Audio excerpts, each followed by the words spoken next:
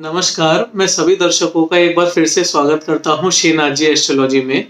तो इस वीडियो के अंदर हम लोग बात करेंगे शनिदेव के बारे में। जो शनिदेव होते हैं उनका जो नेचर होता है वो किस तरह का नेचर होता है, शनिदेव की आराधना हमें क्यों करनी चाहिए, आखिरकार लोग शनिदेव से इतना घबराते क्यों हैं, शनिदेव की पूजा करने से हमें क्या क्या फायदे होते हैं, संपूर्ण पूजा विधि के ऊपर भी बात करेंगे कि शनिदेव की जो पूजा है हमें वो किस तरह से करनी चाहिए। साथ ही साथ में ये भी बात करेंगे कि जो शनिदेव के दोष होते हैं यानी कि जो शनि दोष होते हैं वो कौन कौन से शनि दोष होते हैं और कैसे हम उन दोषों से निवारण कर सकते हैं। तो ये पूरा डिटेल्ड एक वीडियो होने वाला है शनिदेव के ऊपर। तो वीडियो के एंड तक बने रहिएगा और चैनल पर पहली बार आए हैं तो एक लाइक कर दीजिएगा, चैनल को सब्सक्राइब कर दीजिएगा ताकि ऐसे इन्फॉर्मेटिव कंटेंट आपको आगे मिल सके, आपसे कोई भी वीडियो हमारा मिस ना हो। तो चलिए वीडियो को स्टार्ट करते हैं और सबसे पहले हम ये जानने की कोशिश करते हैं कि शनिदेव का ज्योतिष के अंदर क्या महत्व होता है। तो देखिए, अगर हम शनिदेव की बात करें तो हमारे वैदिक ज्योतिष में टोटल 9 ग्रह होते हैं। तो शनिदेव भी उन 9 ग्रहों में से एक ग्रह होते हैं हमारे। अब अगर 9 ग्रहों की बात करें तो देखिए, सूर्य, चंद्रमा, मंगल, बुध, गुरुदेव, बृहस्पति, शुक्रदेव, शनिदेव, राहु और केतु, तो ये हमारे ग्रह होते हैं। अब शनिदेव इन 9 ग्रहों में से एक ग्रह होते हैं हमारे। और देखिए, जो शनिदेव होते हैं ये थोड़े से स्लो प्लेनेट होते हैं, यानी कि इनका जो मूवमेंट होता है थोड़ा सा स्लो होता है और ये काफी ज्यादा मंद गति के साथ में चलते हैं।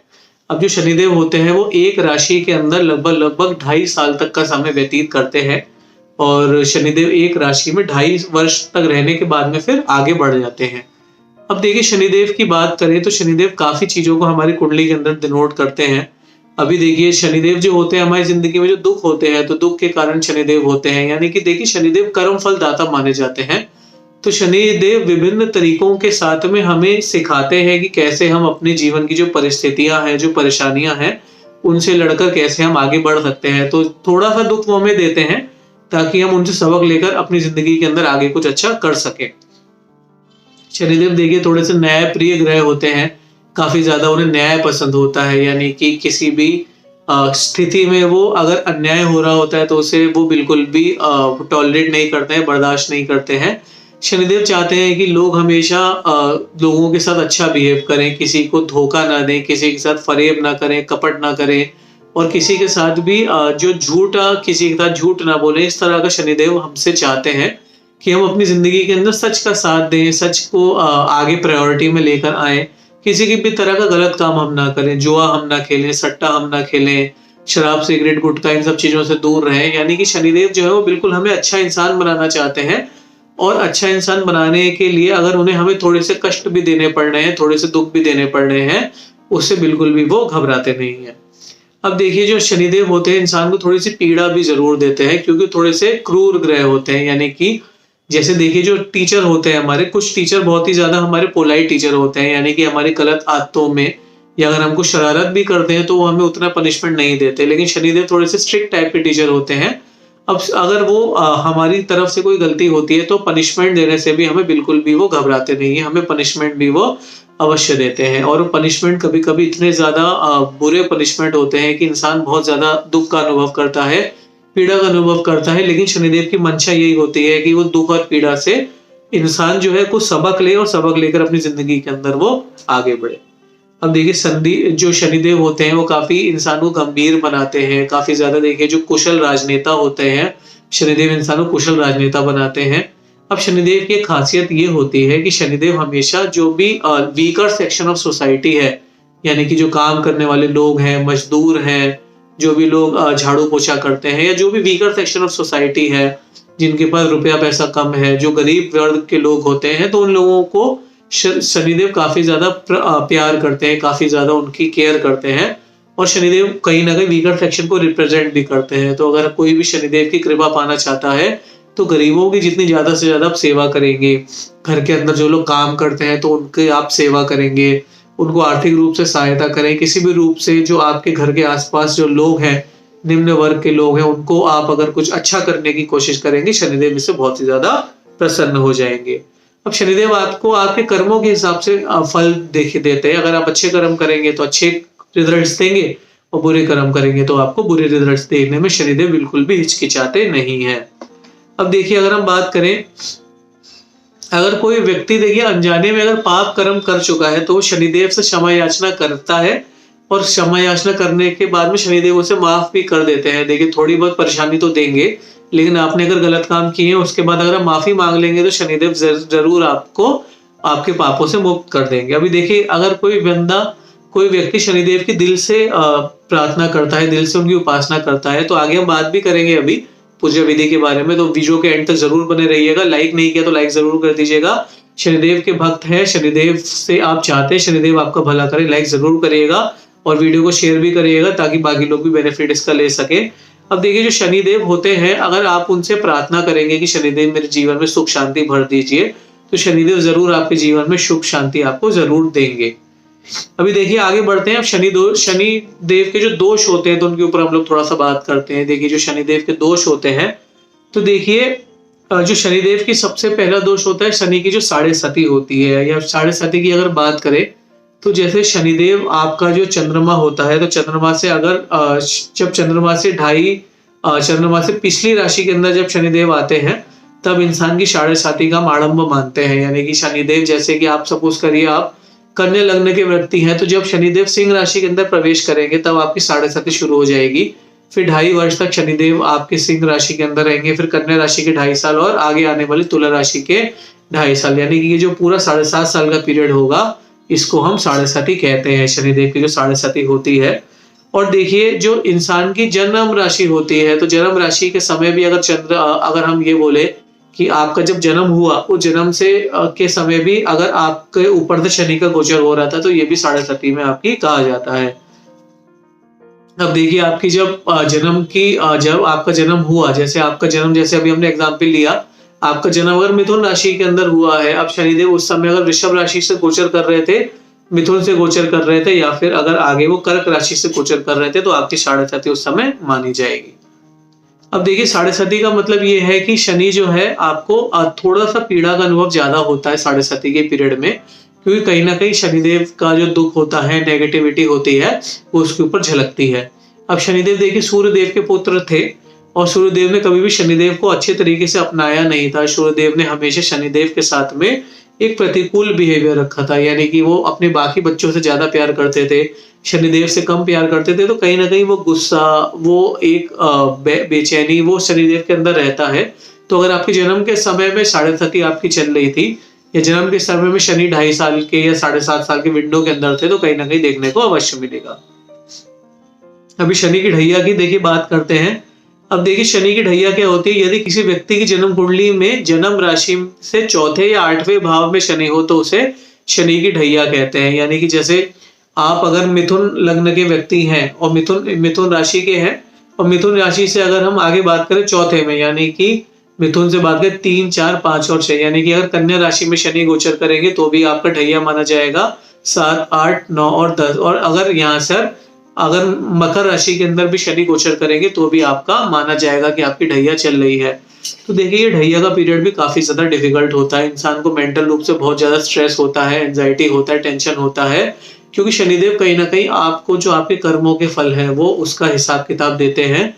तो यानी कि आपकी जो 7.5 साल की साढ़े साती होती है, या फिर जो ये 2 ढैया होती है आपकी, ये भी आपकी जिंदगी के अंदर आपको काफी ज्यादा चैलेंजेस फेस करने को मिलते हैं, काफी ज्यादा आपको यहाँ पर प्रॉब्लम फेस करने को मिलती है, क्योंकि इस समय शनिदेव आपके कर्मों का हिसाब कर रहे होते हैं। और कहीं ना कहीं यहाँ पर अगर आप अपने अच्छे कर्म रखते हैं, शनिदेव आपको कहीं ना कहीं ब्लेसिंग भी जरूर देकर जाते हैं। तो ये देखिए हमने यहाँ पर बात करी है। अभी देखिए शनिदेव, अगर हम बात करें कि जो शनिदेव का जो दोष है, ये शनि दोष निवारण के लिए हम क्या क्या उपाय कर सकते हैं। तो देखिए यदि किसी व्यक्ति की शनि की साढ़े साती चल रही है या शनि की ढैया चल रही है, तो जो ऐसा व्यक्ति होता है उसे प्रतिदिन शनिदेव की उपासना करनी चाहिए। आप रोज शनिदेव की उपासना करें और शनि चालीसा का पाठ आपको प्रतिदिन करना चाहिए, अगर आपकी साढ़े साती चल रही है या फिर आपकी ढैया चल रही है। अभी देखिए प्रत्येक शनिवार को आप शनिदेव के साथ में शनिदेव के मंदिर जाइए। शनिदेव के मंदिर जाकर अगर आप वहां पर शनिदेव की उपासना करते हैं तो भी आपके लिए काफी ज्यादा अच्छा रहेगा। अभी आप शनिवार को जब शनिदेव के मंदिर जाएंगे तो वहां पर आप शनिदेव के साथ साथ आप हनुमान जी की पूजा भी कर सकते हैं। हनुमान जी की पूजा करने से भी आपको लाभ की प्राप्ति होगी। अभी देखिए अगर आप शनिवार को शनि भगवान के मंदिर जा रहे हैं तो वहां पर सरसों के तेल का दिया जरूर जलाइएगा, क्योंकि सरसों के तेल का दिया जलाने से शनि भगवान अत्यंत ही प्रसन्न हो जाते हैं। आप शनिदेव को सरसों के तेल का दिया जलाइए और सरसों के तेल का दिया जलाने के साथ में वहां पर पीपल का पेड़ भी होगा। पीपल के पेड़ के नीचे भी अगर आप दिया जलाएंगे तो इससे भी आपको जो आपके ऊपर एंजाइटी चल रही है, स्ट्रेस चल रही है, फिजिकल टेंशन चल रही है, काम का प्रेशर चल रहा है, जो भी लाइफ में चैलेंजेस चल रहे हैं आपके, वो इससे काफी ज्यादा दूर हो जाएंगे। अभी देखिए साथ में आप शनि चालीसा पढ़िए, शनि चालीसा के साथ में आप हनुमान जी की आरती करेंगे तो उससे भी आपको फायदा देखने को अवश्य मिलेगा। तो ये देखिए ये उपाय आपको काफी ज्यादा यहाँ पर देखिए फायदा जरूर देकर जाएंगे। इसी के साथ साथ देखिए आप क्या करिए कि जब शनिदेव की पूजा करने जा रहे हैं तो आप शनिदेव की मूर्ति पर थोड़ा थोड़ा सरसों का तेल लगाइए। ये बहुत अच्छा उपाय रहता है। आपने जो सरसों का तेल लिया है जिसका आप दिया जला रहे हैं तो थोड़ा सा शनिदेव की मूर्ति पर भी सरसों के तेल का दिया जलाइए, इससे भी आपको अवश्य ही लाभ होगा। उसके बाद देखिए आप क्या करिए, आप थोड़ा थोड़ा भोजन, जैसे आप प्रतिदिन ये काम करिएगा, थोड़ा थोड़ा आप क्या करिए, जब आप सुबह का या दोपहर का भोजन प्रारंभ करें तो उससे पहले थोड़ा सा भोजन आप अलग निकाल कर रख दें और उसके बाद में ये जो भोजन आपने अलग निकाला है ये कौओं को आप जाकर खिला दीजिए। देखिए जो शनिदेव के वाहन है उन्हें कौओं को शनिदेव का वाहन माना गया है, तो ऐसे में अगर हम कौवे को थोड़ा सा भोजन कराएंगे तो ये भोजन भी शनिदेव को काफी ज्यादा प्रसन्न करेगा और शनिदेव की कृपा आपको इससे प्राप्त होगी। अगर आपको बहुत ही ज्यादा परेशानी का सामना करना पड़ रहा है तो आप शनिदेव के बीज मंत्र का जाप भी कर सकते हैं। देखिए जो शनिदेव का बीज मंत्र है आपको जो कारोबार से रिलेटेड जो समस्या है उससे आपको जरूर मुक्त करेगा। और देखिए आप एक काम ये कर सकते हैं कि जब आपको अगर कारोबार से जुड़ी कोई समस्या चल रही है तो आप जब शनिवार को शनि भगवान के मंदिर जाएं तो उन्हें शनिवार को थोड़ी सी कीले चढ़ाएं और लोहे की कीले चढ़ाने से भी इसमें आपको जरूर फायदा मिलता हो अवश्य देखिएगा। तो देखिए शनि भगवान को काले चने का भोग लगाना बहुत ही ज्यादा उत्तम माना जाता है। आप क्या करिए, आप सवा किलो काले चने ले लीजिए और उन काले चनों को आप 3 बर्तन में अलग अलग भिगो कर रख दीजिए। इसके बाद आप नहाकर साफ वस्त्र पहन लीजिए, शनि भगवान का पूजन करिए और चनों को आप क्या करिए, जो सरसों का तेल है उस सरसों के तेल में आप चनों को छौंक दीजिए और इसके बाद जब ये चने बनकर तैयार हो जाएं तो उन चनों को शनिदेव का भोग जरूर लगाइए। इसके बाद देखिए जो आपने 3 बर्तन में अलग अलग आपने काले चने बनाए थे, जो पहला जो काले चने का बर्तन है उसे आप भैंसों को खिला दे, जो दूसरा 1.25 किलो का काले चने हैं उसको आप कुष्ठ के जो रोगी हैं, जैसे रोगियां जो हैं जिनकी तबीयत खराब रहती है उन लोगों के अंदर बांट दें। और काले चने का जो तीसरा लॉट है उसे आप किसी भी सुनसान जगह पर जाकर रख दें, तो इससे भी आपको शनिदेव की ब्लेसिंग्स अवश्य मिलेंगी।